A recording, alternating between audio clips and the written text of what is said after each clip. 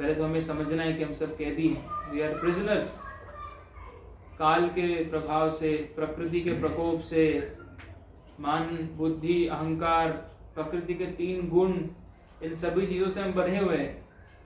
जैसे जो कैदी होता है उसको बेड़ियों से बांध के रखा जाता है ना, बेड़ियों से बांध के रखा जाता है और उसको टॉर्चर किया जाता है। क्यों? ताकि उसकी जो ये पाप करने की वृत्ति है उसमें सुधार हो। तो उसी प्रकार से हम सब कैदी हैं। हम आध्यात्मिक जगत से भगवान का अपराध करके इस जगत में आए हैं और यहाँ हमें प्रकृति के 3 गुणों के द्वारा माया देवी के डंडे खाने के लिए विवश होना पड़ रहा है। तो ऐसी अवस्था में हम कृष्ण को कैसे समझेंगे? ये तो वही बात हुई कि सेंट्रल जेल में कोई कुछ क्रिमिनल है, वो सोचे कि मैं मोदी जी को जाकर मिलूं। संभव नहीं है, क्योंकि उसकी कोई हैसियत नहीं है। तो इसीलिए भगवान को सीधे हम प्राप्त नहीं कर सकते। भगवान इतने ऊंचे पद पे हैं कि हम उनको समझने के लायक ही नहीं। तो इसीलिए भगवान के जो महान भक्त हैं वे कृष्ण को हमें प्रदान करते हैं। जैसे किसी के पास कोई वस्तु जब उसके स्वयं के पास होती तो दूसरों को दे सकता है, तो उसी प्रकार से आचार्य जो है उनके पास कृष्ण है, कृष्ण उनकी संपत्ति है। इसलिए नरोत्तम दास ठाकुर प्रार्थना करते हैं, कृष्ण से तोमार कृष्ण दीते पारो, तुम्हारा शकति आछे, आमी तो कंगाल, कृष्ण कृष्ण बोली, धाई तवा पाछे पाछे। कृष्ण से तोमार, कृष्ण आपके हैं, कृष्ण तुम्हारे हैं। भक्त जो है गुरु से, वैष्णव ठाकुर से प्रार्थना करते हैं, कृष्ण से तोमार कृष्ण दीते पारो, तुम्हारा शकति आछे। केवल वैष्णव आचार्यों की शक्ति से हमें कृष्ण मिल सकते हैं, अन्यथा हम अपने प्रयासों से कृष्ण को हम नहीं प्राप्त कर सकते। यही चीज ब्रह्मा जी बोलते हैं। ब्रह्मा जी क्या बोलते हैं? ब्रह्म संहिता में बोलते हैं कि ऐसे मुनि जो मन की गति से सोच सकते, विचरण कर सकते हैं, मन की गति से।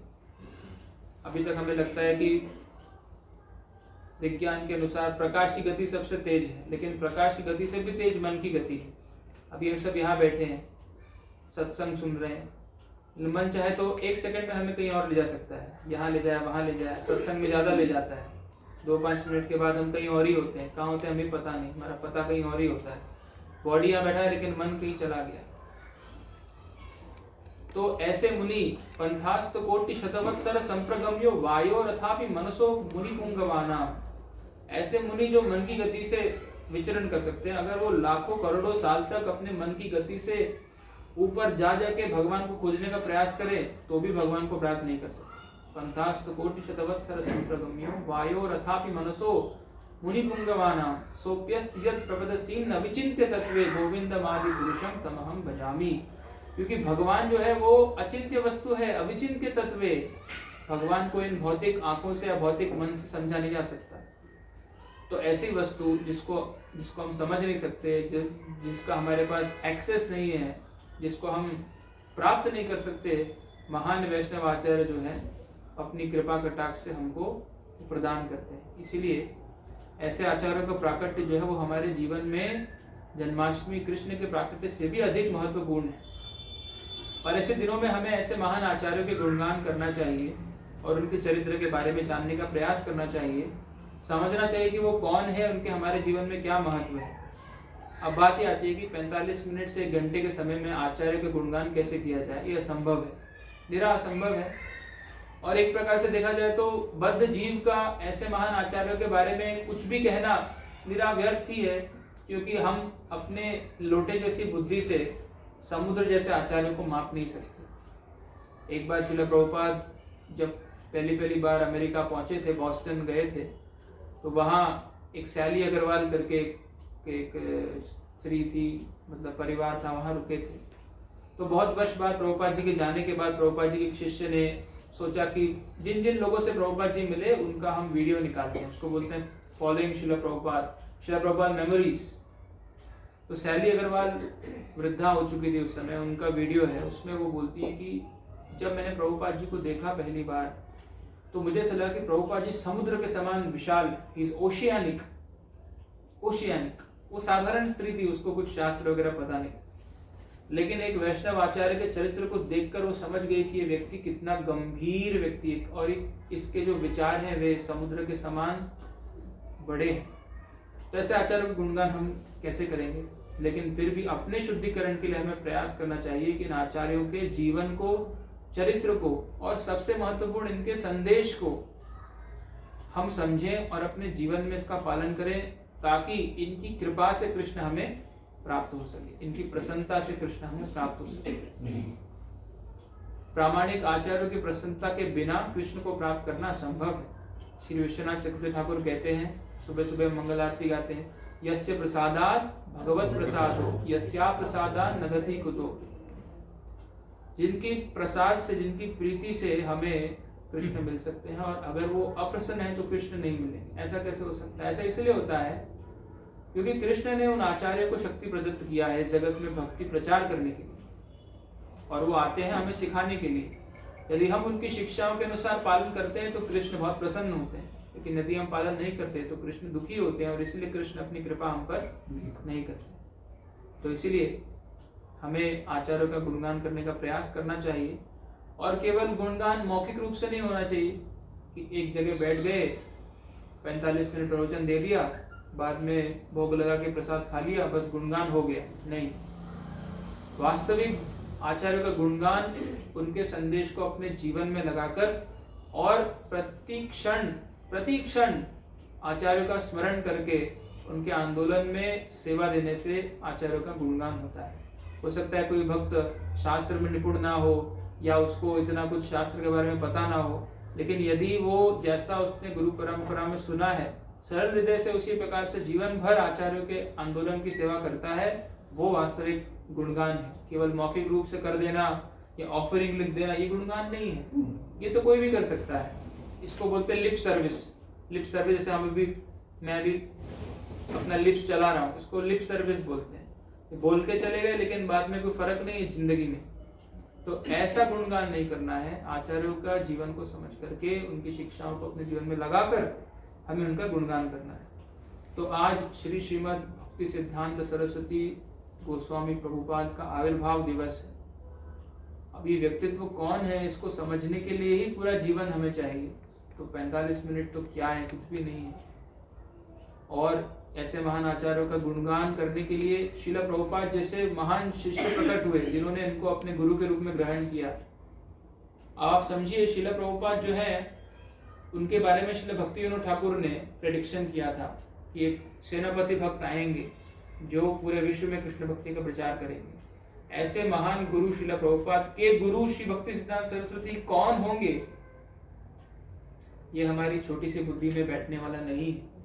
इसके लिए धीरे धीरे हमें पहले श्रील प्रभुपाद की शिक्षाओं को समझना पड़ेगा, उनके आंदोलन को समझना पड़ेगा, उसके बाद हम समझ पाएंगे कि श्रील भक्ति सिद्धांत सरस्वती कौन है। खैर, कई भक्तों ने उनका गुणगान किया है, कई भक्तों ने कई पुस्तकें लिखी हैं। एक महत्वपूर्ण कृति जो है वो परम पूज्य भक्ति विकास स्वामी महाराज, जो हमारे दीक्षा गुरु हैं, उन्होंने ये 3 वॉल्यूम का पुस्तक लिखा है, श्री भक्ति सिद्धांत वैभव। अंग्रेजी में है, बहुत ही ज़्यादा सुस्पष्ट और भारी अंग्रेजी शब्दों का प्रयोग करते हुए उन्होंने इस ग्रंथ को लिखा है। और इसके अंदर उन्होंने विस्तार से, हालांकि उन्होंने लिखा है इंट्रोडक्शन में कि ये तो एक बूंद मात्र है, लेकिन उन्होंने विस्तार से श्री भक्ति सिद्धांत सरस्वती के जीवन चरित्र का पूरा ब्यौरा जो दिया है, उनका इतिहास, कब जन्म हुआ, उनके जीवन के गतिविधियां, और उसके अलावा उनका संदेश, उनके द्वारा लिखे गए गीत, उनके द्वारा दिए गए प्रवचन का संग्रह इस पुस्तक में है। तो जिन्होंने प्रभुपाद जी की पुस्तकों का अध्ययन अच्छे से कर लिया है, वो लोग इस पुस्तक को पढ़ने के लिए अधिकारी हैं। और हिंदी भाषा में इसका प्रथम संस्करण, प्रथम भाग का जो प्रथम वॉल्यूम 1 का पार्ट 1 जो है, जिसमें उनका जीवन चरित्र, संक्षिप्त जीवनी है, वो हिंदी में प्रकाशित है। अभी यहाँ नहीं है हमारे पास, लेकिन जो भी पढ़ना चाहते हैं वो अपने नाम प्रभु जी को लिखा सकते हैं, तो आपको हम फ्री डिलीवरी आपको पहुँचा देंगे। उसके अंदर बहुत डिटेल में है। आज हम उतना डिटेल में नहीं जा पाएंगे, नहीं तो मंगल आरती का समय हो जाएगा, इसीलिए। तो ये पुस्तक को लिखने में महाराज ने 25 वर्ष का समय बिताया। 25 वर्ष। 25 वर्ष उन्होंने इतिहास में रिसर्च किया, उनके कई शिष्यों से मिले और इस प्रकार से उन्होंने रचना की। तो आज हम सैद्धांतिक रूप से समझेंगे कि आचार्य का क्या महत्व है, और फिर छोटा सा हम इतिहास भक्ति सिद्धांत सरस्वती प्रभुपाद के जीवन की बड़ी उपलब्धियां उसके बारे में चर्चा करेंगे। सामान्यतः इस जगत में व्यक्ति अपने आप को कैसे प्रेजेंट करता है? किसी को हम पूछते हैं आप कौन है, तो क्या सबसे पहले बोलते हैं? सबसे पहले बोलते हैं अपना नाम, मेरा नाम ये है, मेरा सरनेम ये है। उसके बाद बोलते हैं मैं ये डिग्री लिया हूँ, मैं यहाँ काम करता हूँ, मैं यहाँ रहता हूँ। इस प्रकार से अपना परिचय देते हैं। लेकिन वैदिक संस्कृति में ऐसे परिचय नहीं दिया जाता था। वैदिक संस्कृति में सर्वप्रथम व्यक्ति से पूछा जाता था कि आप कौन सी परंपरा में, आपका सिद्धांत क्या है, आप किस परिवार से हैं और आप नाश्ते में क्या खाते हैं। उससे लोगों को इतना मतलब नहीं होता था, क्योंकि वो तो सब एक जैसा ही करते हैं। दक्षिण भारत में कोई डोसा खाता होगा, उत्तर भारत में कोई रोटी खाता होगा, ये पूछ के क्या करेंगे, इसमें कुछ रखा नहीं। तो व्यक्ति अपने आप को एक परंपरा से आइडेंटिफाई करता था। गुरुकुल में जाकर, गुरुकुल में शिक्षा प्राप्त करके अपनी गुरु परंपरा से वो अपने आप को आइडेंटिफाई करता था, उनके द्वारा दिए गए सिद्धांत से अपने आप को आइडेंटिफाई करता था, और उसका जीवन समर्पित था उस सिद्धांत के अनुसार जीवन जीने के लिए और उस परंपरा को आगे बढ़ाने के लिए। उसी प्रकार से हम इस्कॉन के सदस्य हैं, इसलिए हमें भी परंपरा के बारे में ज्ञान होना चाहिए कि हमारे आचार्य कौन है, हमारी परंपरा क्या है, कृष्ण से हमारा संबंध किस प्रकार से आ रहा है, इसकी जानकारी हमें होनी चाहिए। तो जो अभी हमने आज गीत गाया, उस गीत के अंदर, ये गीत स्वयं श्रील भक्तिसिद्धांत सरस्वती ने लिखा था, और इस गीत के अंदर वो उन आचार्यों के नाम बता रहे हैं जो कृष्ण के बाद धीरे धीरे इस भगवत विज्ञान को हम तक लाए हैं। भागवतम में लिखा है कि ये भागवत संदेश आम के फल के समान, पके हुए आम के फल के समान, निगम कल्पतरोर गलितम फल, गला हुआ आम का फल, शुकमुखाद अमृत द्रव्य संयुतम, पिबत भागवतम रसमालयम मुहुरहो रसिका भुवि भावका। तो जब पका हुआ फल आम के पेड़ पे रहता है, जब वो पक जाता है, आजकल तो कच्चे तोड़ के घास में पका लेते हैं उसको, लेकिन जब पका हुआ फल आम के पेड़ पे है तो उसको ऊपर से नीचे फेंका नहीं जाता है, उसको एक व्यक्ति तोड़ता है, दूसरे को देता है, तीसरे को देता है, चौथे को देता है, फिर वो पका हुआ आम का फल नीचे आता है। उसी प्रकार से गुरु शिष्य परंपरा में ये भगवत विज्ञान एक गुरु से दूसरे शिष्य के पास, शिष्य से फिर से दूसरे शिष्य के पास इस प्रकार से आया है। तो हमारी परंपरा में हम सभी जो हैं अलग अलग गुरुओं के शिष्य हैं, और हमारे जो संस्थापक आचार्य हैं श्रील प्रभुपाद, वो हमारे लिए मुख्य आचार्य हैं। और उनके जीवन चरित्र में हम देख सकते हैं उन्होंने जितनी भी उपलब्धियां प्राप्त की, हमेशा प्रभुपाद जी ने एक बात बोली कि मैं जो कुछ भी कर रहा हूँ वो मेरे गुरु महाराज की कृपा है। आप सबको मेरे गुरु महाराज ने भेजा है ताकि आप मेरे गुरु महाराज की इच्छाओं को पूर्ण करने के लिए मेरी मदद कर सके। तो प्रश्न उठता है कि श्रील प्रभुपाद जिन्होंने अपना पूरा जीवन ऐसे व्यक्ति की सेवा में समर्पित कर दिया, वो व्यक्ति कौन था? प्रश्न उठता है ना, कौन था? इसीलिए हमको जानना चाहिए उनके बारे में। तो उनका जीवन चरित्र बहुत लंबा है, हम उसके अंदर ज़्यादा डिटेल में नहीं जाएंगे। सबसे पहले हम उनका प्रणाम मंत्र जो है वो हम समझेंगे। प्रणाम मंत्र क्या है? जो महान वैष्णव गुरु हैं उनको प्रणाम करने के लिए संस्कृत में कुछ पद्य लिखे जाते हैं, जिसमें संक्षिप्त में उनके जीवन के बारे में बताया जाता है। ये लोगों को प्रणाम करने का या लोगों को रिस्पेक्ट करने का वैदिक तरीका। आजकल हम ताली बजाते हैं हैप्पी बर्थडे टू यू वाली, लेकिन वैदिक संस्कृति में ये नहीं था। वैदिक संस्कृति था अगर किसी को आपको प्रोत्साहन देना तो साधु बात करते थे, साधु साधु इस प्रकार से बोलते थे। आपने सुना होगा पहले की सीरियलों में ऐसा आता था, साधु साधु ऐसे, या फिर उनका प्रणाम मंत्र बोल के उनका अभिवादन करते थे, अभिनंदन करते थे। तो हम सब श्रील प्रभुपाद का प्रणाम मंत्र जानते हैं। नमो विष्णुपादाय कृष्ण प्रेष्ठाय भूतले श्रीमते वेदांत स्वामी नित्य नामने नमस्ते सारस्वते देवे गौरवाणी प्रचारिणे निर्विशेष शून्यवादी पाश्चात्य देशता। श्रील प्रभुपाद के प्रणाम मंत्र में श्रील भक्तिसिद्धांत सरस्वती का नाम है। अच्छा, इनमें से कुछ विषय आप लोगों के लिए थोड़ा नए होंगे, या आप लोगों को लग रहा होगा कि यार ये प्लेन ऊपर से जा रहा है, लेकिन ऐसा समझ लीजिए कि ऐसे महान व्यक्तित्व के बारे में सुन के ही हृदय का शुद्धिकरण होगा। भले ही आप समझ नहीं पा रहे, फिर भी इसको सुनने मात्र से हृदय शुद्धिकरण होगा। जैसे हम गोली खाते हैं तो पूरा पता चलता है कि गोली अंदर गई, फिर एसिड में डिसॉल्व हो गई, फिर उसकी केमिकल रिएक्शन हो गई, फिर इंटेस्टाइन में गई, एब्जॉर्ब हो गई, उसके बाद ब्लड स्ट्रीम में आ गई, उसके बाद हमें बीमारी ठीक हो। ऐसा कभी होता है? गोली खाते हैं, सो जाते हैं, सुबह तक ठीक हो जाता है। उसी प्रकार से हरि कथा सुनने मात्र से हमारा अंदर जो है ना वो ठीक हो जाएगा। अगर समझ में नहीं पा रहा तो सुन लेना चाहिए। प्रसाद में नमक ज्यादा भी हो तो खा लेना चाहिए, कम भी हो तो खा लेना चाहिए, शुद्धिकरण करेगा, अंदर शुद्धिकरण करेगा। तो नमस्ते सारस्वते देवे, प्रभुपाद जी के प्रणाम मंत्र में आता है कि आप कोई, कई लोग इसको सरस्वती देवी बोल देते हैं, सरस्वती देवी नहीं है, सरस्वती देवी बेचारी उन पर है, उनको नीचे लाने की जरूरत नहीं। हर बार हमारे भक्त नमस्ते सरस्वती देवी, सरस्वती बोलते हैं, मैं कहां से आ गई, मैं नहीं, सारस्वते देवे, क्यों, भक्ति सिद्धांत सरस्वती को समर्पित है आप, इसलिए सारस्वती देवी नाम है। एक सेकंड,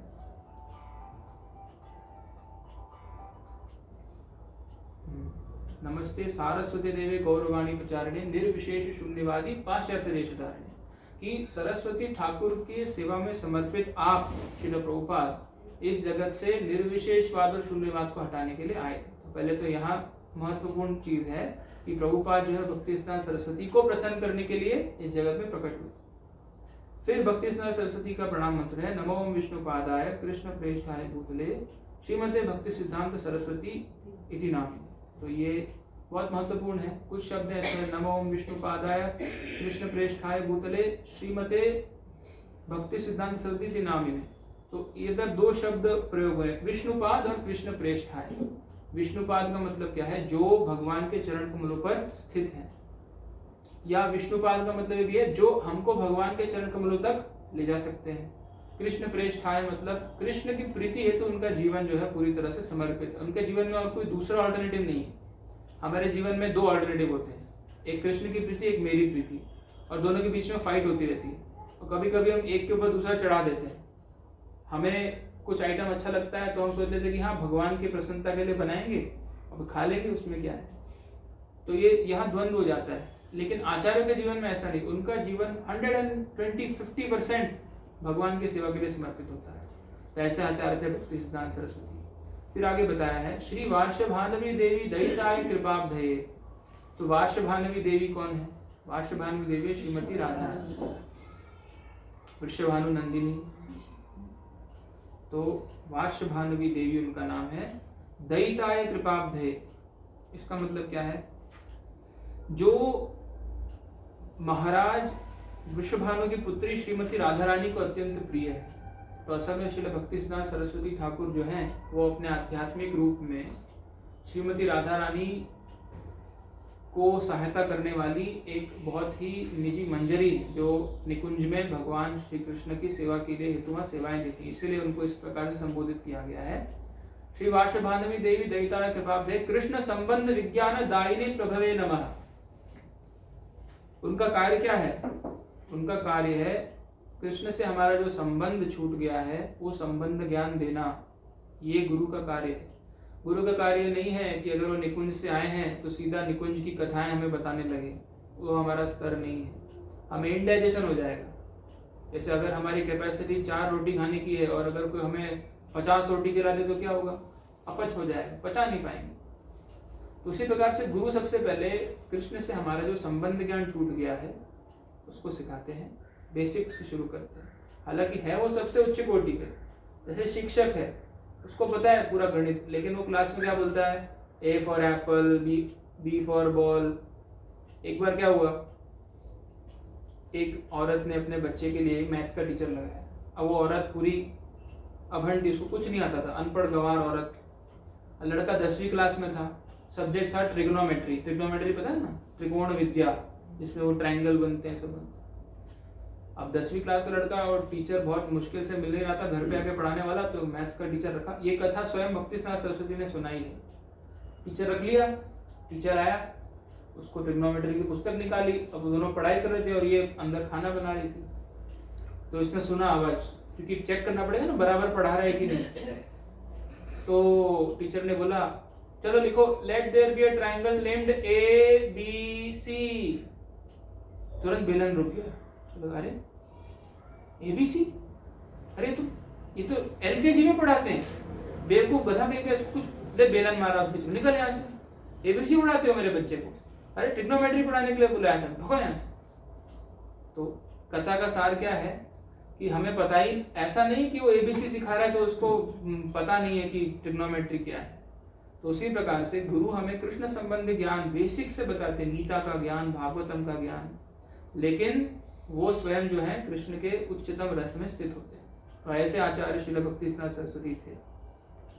और माधुर्योज्जल प्रेमाढ्य श्री रूपानुग भक्तिदा श्री गौर करुणा शक्ति विग्रहाय नमोस्तुते।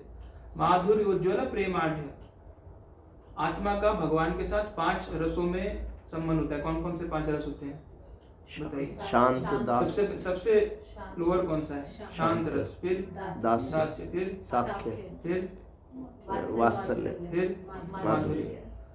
तो माधुर्य रस के अंदर भी 2 डिवीजन होते हैं, एक होता है स्वकीय और एक होता है परकीय। स्वकीय मतलब जो भगवान कृष्ण अपनी पत्नियों के साथ द्वारका में जो आनंद लेते हैं वो स्वकीय होता है। और लक्ष्मी नारायण का जो रस होता है वो भी स्वकीय भाव में आता है, लेकिन वो जो लक्ष्मी नारायण का भाव है वो थोड़ा अलग प्रकार का है। वो लक्ष्मी जी भगवान की सेवा करती है उनको अपने स्वामी के रूप में स्वीकार करके।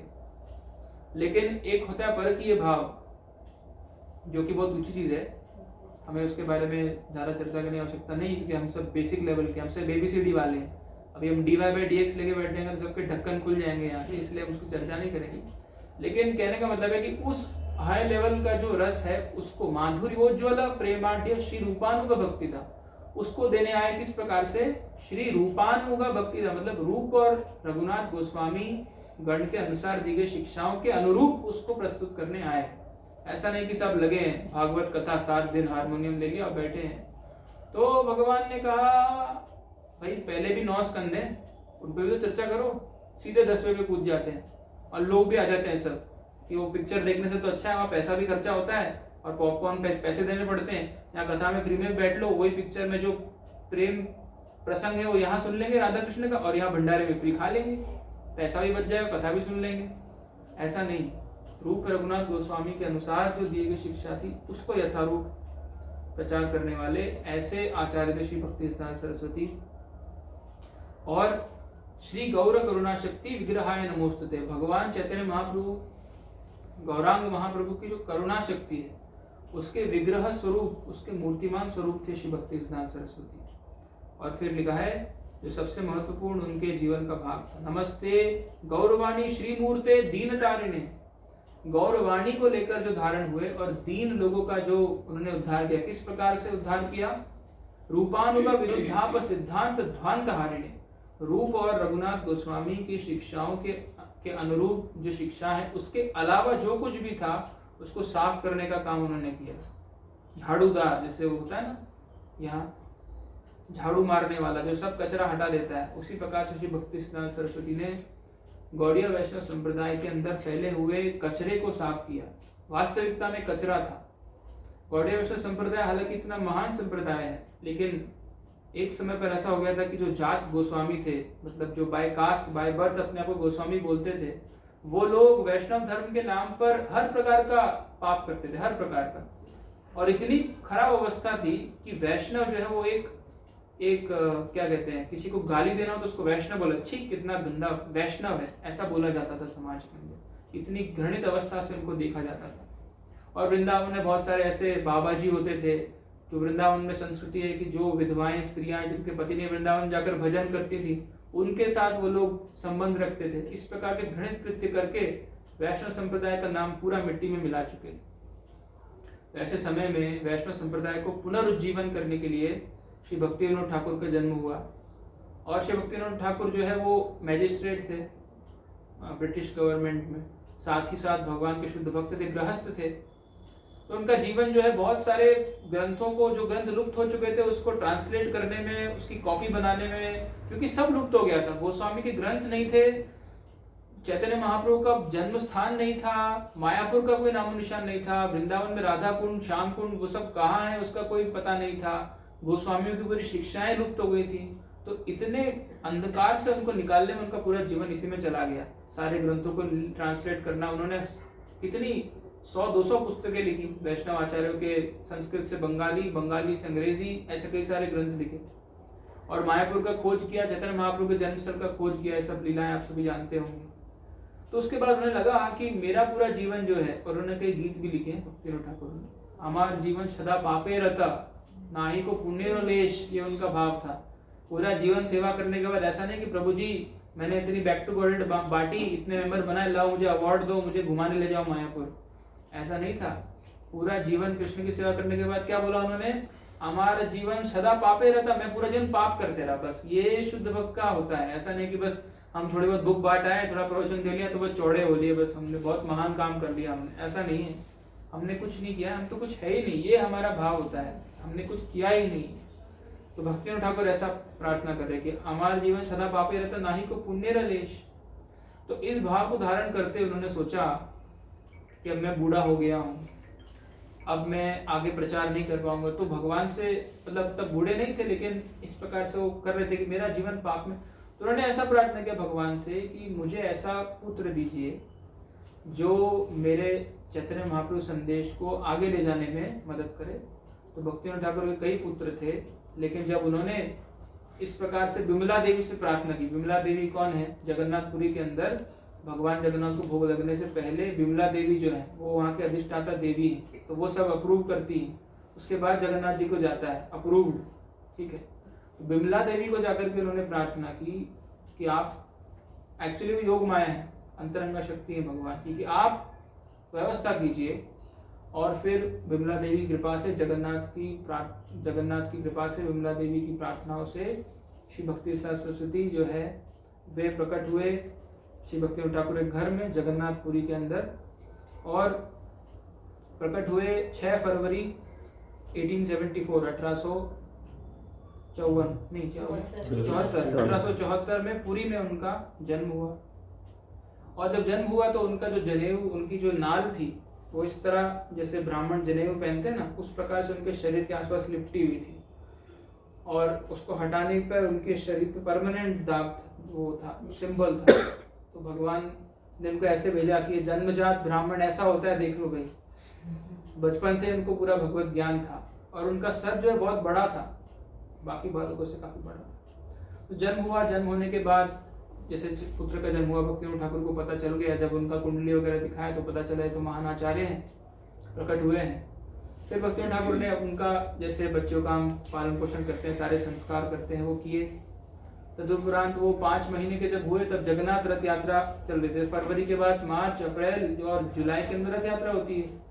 तो जब रथ यात्रा हो रही थी तो भक्तिनाथ ठाकुर का घर जो है, अगर आप कभी रथ यात्रा में गए हो तो उसी रोड पे पड़ता है जहाँ से जगन्नाथ का रथ निकलता है। मेन रोड जो है वो ग्रैंड रोड बोलते हैं उसको, मेन रोड जो है वहीं पे उनका घर था। तो जब जगन्नाथ जी का रथ उनके घर के पास आया तो रथ रुक गया, और जब जगन्नाथ जी का रथ रुक जाता है तो कई बार ऐसा रुकता है कि 3-3, 4-4 दिन तक वो चलता नहीं। जब तक जगन्नाथ की इच्छा नहीं होती तब तक नहीं चलता, चाहे हाथी लगा लो, ट्रैक्टर लगा लो, कितना बुलडोजर लगा लो, नहीं हिलता है वो। जगन्नाथ जी की इच्छा होगी तो नहीं हिलेगा, कई बार ऐसा होता है। तो रथ रुक गया तो फिर भक्तिनाथ ठाकुर जो है, क्योंकि वो मैजिस्ट्रेट थे, जगन्नाथ मंदिर के इंचार्ज थे, तो सिद्धांत सरस्वती, उस समय विमला देवी का प्रसाद नाम रखा गया था उनको लेकर के रथ के ऊपर गए। और जब भगवान जगन्नाथ के चरण कमलों पे बालक को रखा तो अपने आप जगन्नाथ जी से एक हाथ जो है वो गिरकर विमला प्रसाद के गले में आ गया, जो इंगित करता है कि वो स्वयं जो है जगन्नाथ की कृपा को पूरी दुनिया के ऊपर प्रकाशित करने के लिए प्रकट हुए थे। और बचपन से बहुत मेधावी थे। फिर बंगाल उनको ले गए वहाँ, और बंगाल में उन्होंने अपना बचपन बिताया। एक बार उन्होंने क्या किया कि बहुत सारे आम रखे हुए थे और उन्हें लगा कि भगवान को अर्पित आम है, ये 3-4 साल का बालक है, आप समझिए। तो उन्होंने एक आम खा लिया जो कि भगवान को भोग नहीं लगा हुआ था, और भक्तिनाथ ठाकुर को पता चल गया कि उन्होंने ऐसा किया है।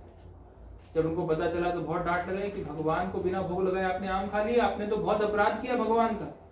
तो बालक को इतना बुरा लगा कि तब उस दिन से उन्होंने अपने पूरे जीवन में आम नहीं खाया। और हम लोग श्री विष्णु घटक लो प्रभु जी, क्या होगा, कुछ नहीं। काजू की तो बर्फी है, क्या होता है, खा लो, काजू दूध से ही बनता है, दूध की तो बर्फी है, कोई बात। खैर हम आचार्यों को इमिटेट नहीं कर सकते, लेकिन हमें देखना चाहिए कि उनका कितना स्ट्रॉन्ग था कि भगवान को भोग लगा, मैंने नहीं खाना है और मैंने खा लिया तो मैं जिंदगी भर आम। और कोई भी बाद में उनको आम देता था, 50-60 साल के हो गए थे, तब भी वो बोलते थे नहीं मैं नहीं खाऊंगा, मैं अपराधी हूँ। वो 4 साल का जो इंसिडेंट है उसको याद कर। फिर उसके बाद जब वो 10 वर्ष के हुए तो भक्तिविनोद ठाकुर ने उनको शालग्राम शिला की पूजा में उनको लगाया और एक नरसिंह भगवान का भी उनको शिला दिया, कूर्म शिला दिया, भगवान कूर्म का शिला दिया, तो उसकी आराधना करना प्रारंभ किया उन्होंने। और इसके बाद उनको एक फॉर्मल दीक्षा दिया वैष्णव संप्रदाय में, इस प्रकार से आगे प्रचार करने के लिए। फिर उसके बाद वो गए पढ़ाई करने। जब पढ़ाई करने गए तो पढ़ाई में वो एकदम अव्वल थे, संस्कृत हो चाहे अंग्रेजी हो चाहे एस्ट्रोनॉमी हो, सबका उनको ज्ञान था। और एस्ट्रोनॉमी में इतने प्रकांड थे कि उनको नाम दिया गया सिद्धांत सरस्वती, सिद्धांत शिरोमणि जो थे, सिद्धांत सरस्वती। क्यों? क्योंकि वो एस्ट्रोनॉमिकल सिद्धांतों को, सूर्य सिद्धांत जो थे उनको समझने में बहुत पटु थे, इसलिए उनको सिद्धांत सरस्वती नाम दिया गया। और ज्योतिष के अंदर उनका बहुत वर्चस्व था। एक बार ज्योतिष का एक सो कॉल्ड प्रोफेसर जो भौतिक विज्ञान से प्रभावित होकर ज्योतिष के बारे में उल्टा सीधा बोल रहा था, तो उसका सिद्धांत सरस्वती का डिबेट हुआ, भक्ति सिद्धांत सरस्वती का डिबेट हुआ। और भक्ति सिद्धांत सरस्वती ने शास्त्रों के आधार पर उसको ऐसा आर्ग्यूमेंट करके हरा दिया कि वो प्रोफेसर ने स्टेज के ऊपर ही मल और मूत्र त्याग कर दिया, उसका पूरा ईगो ध्वस्त हो गया। ऐसे वो महान स्कॉलर थे। उसके बाद जब वो और बड़े हुए तो उन्होंने विवाह नहीं किया, जीवन भर ब्रह्मचारी रहे। त्रिपुरा के महान राजाओं की उन्होंने दरबार में जाके उनकी सेवा की, उनके लिए बहुत सारे ग्रंथ इत्यादि अनुवाद किए। इस प्रकार से उनका पूरा जीवन है। बाद में कैसे उन्होंने गौर किशोर बाबा जी से दीक्षा प्राप्त किया, गौड़िया मठ की स्थापना की, और इस प्रकार से गौड़िया मठ की स्थापना के बाद पूरा जीवन उन्होंने कृष्ण की सेवा में बिताया। ये सब जो डिटेल्स हैं सब इन पुस्तकों में दिए हैं, तो इन पुस्तकों को लेकर आप पढ़ सकते हैं, इनको समझ सकते हैं। आज हम थोड़ी सी चर्चा और करके समाप्त करेंगे कि आचार्य है कौन, ये समझना जरूरी है। इनके बारे में जो डिटेल्स हैं कि कहाँ पढ़े, कितना हाइट, कितना वेट, क्या क्या उन्होंने किया, वो इतना महत्वपूर्ण नहीं है। ये समझना जरूरी है कि आचार्य कौन है। तो आचार्य कौन है, इसके ऊपर श्री भक्तिसार सरस्वती ने एक छोटा सा निबंध लिखा था। वो निबंध को समझकर हम उनके चरण कमलों में प्रार्थना करके आज यह समाप्त करेंगे। छोटा सा निबंध है, इसका शीर्षक है आचार्य असमूर्ध महत्व। आचार्य का असमूर्ध महत्व क्या है? तो भक्तिसार सरस्वती लिखते हैं कि लोगों को लगता है कि भक्ति का मार्ग बहुत सरल है। हम बोलते हैं ना, चैंट एंड बी हैप्पी। वो खाली दुकान के बाहर सेल लगा होता है ना, वो है sell sell chant and be happy. लेकिन जब व्यक्ति के मार्ग में अंदर घुसते हैं तो इतना सरल नहीं। भक्तिसार सरस्वती कहते हैं कांटों से भरा हुआ है, बहुत सारे कांटे हैं इसके अंदर। इतने कांटे हैं कि अगर व्यक्ति सावधान नहीं हो तो भक्ति जीवन में आगे नहीं बढ़ पाएगा, ऐसा लिखा हुआ है। तो भक्तिसार सरस्वती बताते हैं कि आचार्य जो है वो हमारे जीवन में आकर हाथ से सब कांटे निकालते हैं ताकि हमारा मार्ग जो है वो सुगम बने, भक्ति में हम जल्दी प्रगति कर सकें। विशेषकर इस कलयुग में आचार्य प्रकट होते हैं और हमारे भक्ति में जीवन के मार्ग को आसान बनाते हैं। कैसे आसान बनाते हैं? तो वो समझाते हैं कि ऐसे महान आचार्य कृपा के सागर हैं और वो जानते हैं कि भक्ति में जीवन में लोगों को बहुत सारे जो कष्ट हैं वो झेलने पड़ेंगे, उनको बहुत सारी विपत्तियों का सामना करना पड़ेगा। इसलिए आचार्य आगे समझाते हैं, आप ऐसे करो, ऐसे मत करो, इस प्रकार से पूरा ज्ञान हमको देते हैं। और लोग जानते हैं, हम जानते हैं कि भक्ति का मार्ग जो है कांटों से भरा है, लेकिन आचार्य जो है जानते हुए भी उस मार्ग में आगे बढ़कर इन कांटों को हटाते हैं। और जब कांटों को हम हटाते हैं तो वहाँ कुछ कीड़े वकड़े भी हो सकते हैं जो काटते हैं।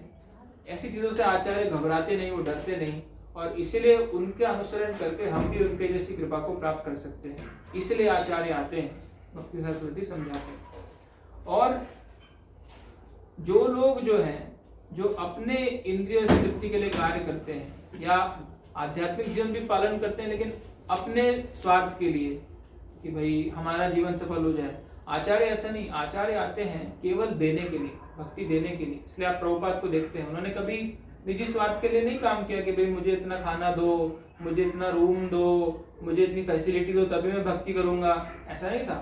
प्रभुपाद जी एक बार लेटर में लिख के बताते हैं, सैली अग्रवाल, मैंने बताया ना, सैली अग्रवाल को एक बार लेटर में लिखते हैं कि हाँ मैं बॉस्टन में था आपके साथ तो